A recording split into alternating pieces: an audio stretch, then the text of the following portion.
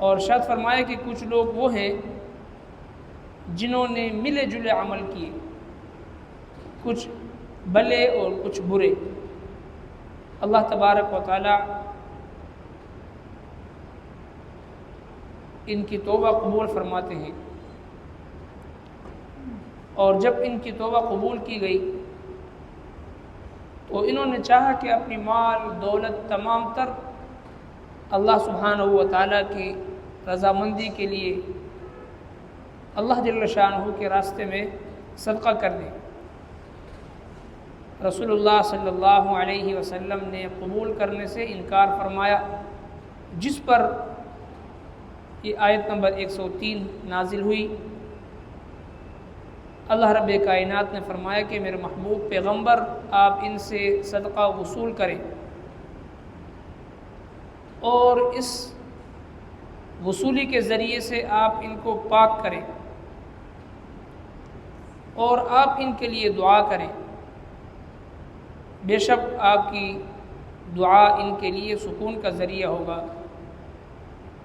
اب اس تیسری آیت مبارکہ میں آیت نمبر 104 میں فرماتے ہیں، الم یعلموا، کیا ان کو خبر نہیں، ان اللہ، بے شک اللہ جل شانہ ہوا یقبل التوبۃ، اللہ ہی توبہ قبول کرتے ہیں، عن عبادہ، اپنے بندے کی، ویأخذ الصدقات، اور صدقات کو قبول فرماتا ہے، وان اللہ هو التواب الرحیم، اور یہ کہ اللہ ہی وہ توبہ قبول کرنے والا نہایت مہربان ہے۔ اس آیت مبارکہ میں اللہ تبارک و تعالی نے توبہ کی قبولیت اور صدقات کی قبولیت کا ذکر فرمایا، اور کچھ ایسے باتیں ہیں جو ان آیت مبارکہ میں بطور ترغیب اللہ جل شانہ ہمیں دیتے ہیں،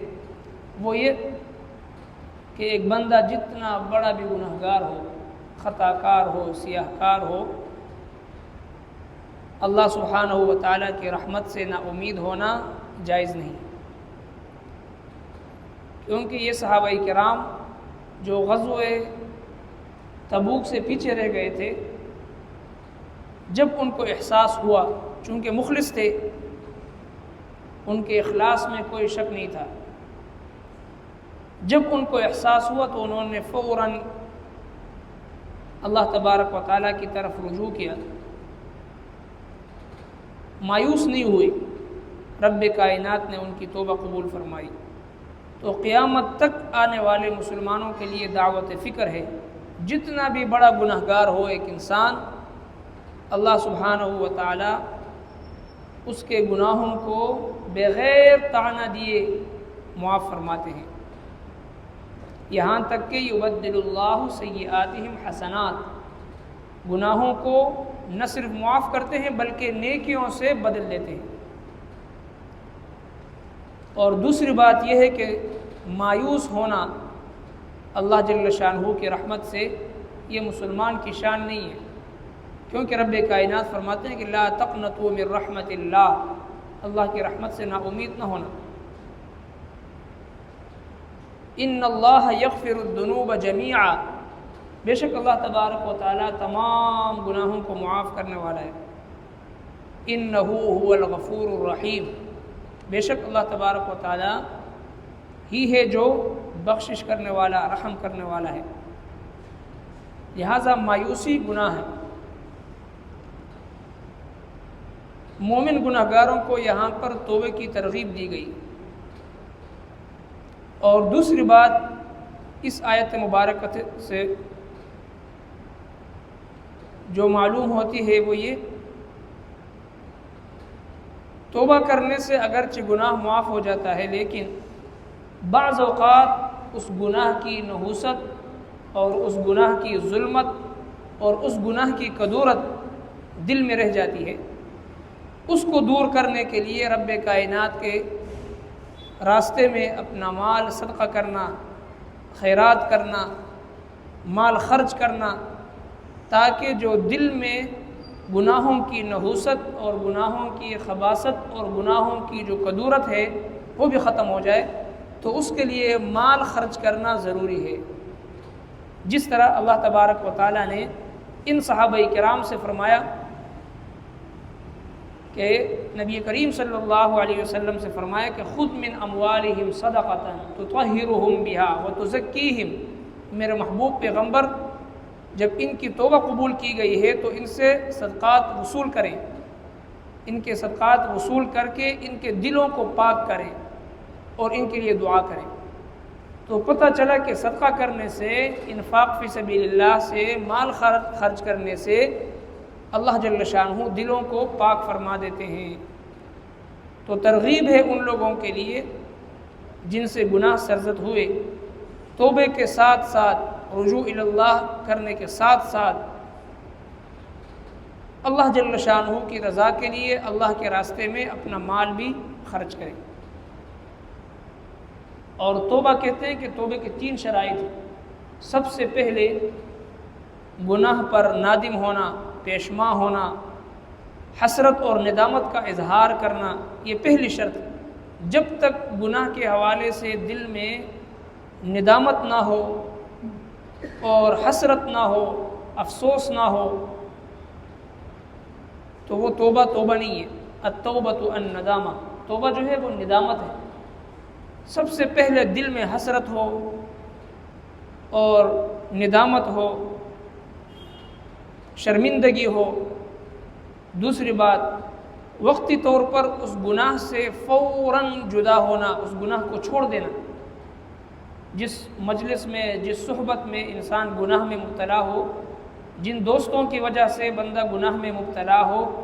جس صحبت کی وجہ سے، جس سوسائٹی کی وجہ سے اور جن تعلقات کی وجہ سے، جن مصروفیت اور مشغولیت کی وجہ سے بندہ گناہ میں مبتلا ہو، فوراً اس ماحول کو بدل لے، ان دوستوں کو بدل لے، اس صحبت کو بدل لے جن کی وجہ سے بندہ گناہ میں مبتلا ہو، تو فوراً اس گناہ سے جدا ہونا، یہ دوسری شرط۔